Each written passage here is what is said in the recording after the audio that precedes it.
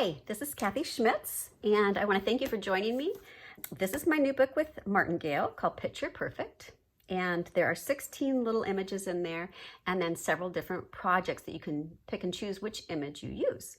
I thought it'd be fun if I took all 16 of the images and made them into a little wall hanging. That pattern isn't in the book, but it's actually free for you. So once you have the book with the individual little embroidery designs, then you too can make the wall hanging. These are the colors that I decided to use. I needed a light to do the embroidery background, and this wall hanging is going to have little applique pieces fused, which is about my speed at the moment. And so I needed something that would coordinate well with the light embroidery background fabric. So this one's just a little bit darker. And then for the actual piecing, I'm going to use all three of these, so I wanted a nice dark to contrast with that. So those are going to be my fabrics. In the directions, I say to cut the background pieces into swatches that are 6 by 8 to do your embroidery on. If you want, you could just put them all on. I'll show you on this one.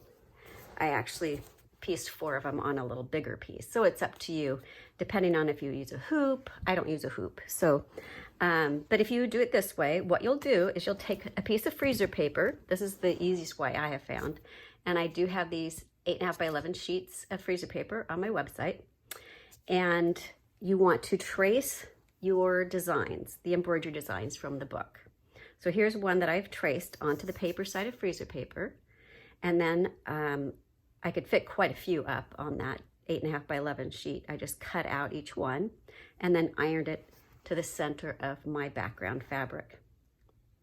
Now all I have to do is use a pen. I use a Pilot Friction pen and trace my design. But we're not going to trace it quite yet. What we're going to do, because the reason why we need that on the back is for the placement of the applique. So what you're going to do in the pattern that is free to you, there is a sheet, has all of the different applique pieces that you will need to make this wall hanging. And this measures out so that it can be printed on an 8 by 10.5 piece of fusible web, if you choose to do it that way rather than hand trace it, but you can also hand trace it. I love this Flexifuse. It runs right through my printer and an inkjet. So I do have these on my website too. There's 10 sheets in there, which go quite a long way.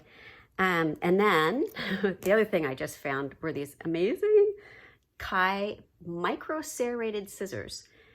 You can't tell even that they're serrated, but it's just enough so that it really grips the fabric. So once I have these designs on my fusible web, following the manufacturer's directions, I'm going to place it on the back of my fabric. I'm going to use it for my applique pieces. Here, I kind of spaced them. I would do it nice and tight, as little fabric as you needed to. So what you're going to do is, once that's ironed in place, you're just going to cut out the shapes. And again, these serrated scissors are so cool because they really grip the fabric. So like when you need to turn a really sharp corner, it doesn't slip. Or if you need to go around a curve, it doesn't slip.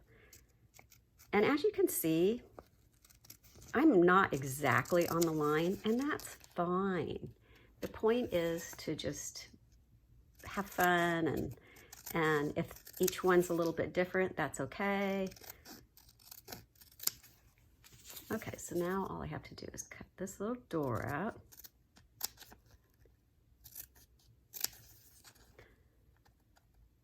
Okay. And then the directions say then at this point, I should peel off the paper backing. And now using a light box or a window, I'm going to actually place my applique house where it belongs on top of the pattern. So I'm going to line it right up with the pattern. Now I'll take it to my iron and I'll iron that in place. So I've done that on some other ones I wanted to show you. So here's where I had the freezer paper on the back, and you can see through the freezer paper that I've already placed the applique and ironed it in place. Now that it's ironed in place, I can go ahead and trace the embroidery design. And if there's any lines on the applique piece, I trace those also. One thing I wanted to point out too, it's not necessary to draw the rectangle outline that's in the book. Just the design is fine. So now these are traced on and they're ready to go. The neat thing about using freezer paper when you're doing patterns is you can reuse this. So there are several different projects you can make. So you can just reuse this, peel it off, stick it on your next project, trace around it, and you're ready to go, which is very, very helpful. And it's helpful too, since they're in a book, to just be able to trace onto this rather than try to trace on a fabric. And it stabilizes the fabric and makes tracing really easy. So once they're all in place, then I'm going to use a single strand of DMC floss. And I'm using black, which is widely available. And since these are so delicate looking, I wanted to use just one strand of floss. So I'll show you, here's one that I've stitched some up. And I think it's gonna be really cute, because these, once they're cut down, they're only 2.5 by 4.5 inches. So this whole wall hanging is only going to be about 21 by 29 inches. It's just going to be a petite, really sweet little thing. So the next step is I'm going to show you some of the different stitches that I used to design these patterns. If you'd like to purchase either the book, freezer paper, the FlexiFuse, a Pilot friction pen, or those wonderful Kai micro serrated scissors, please visit me at my website. There is a link in the description under the video.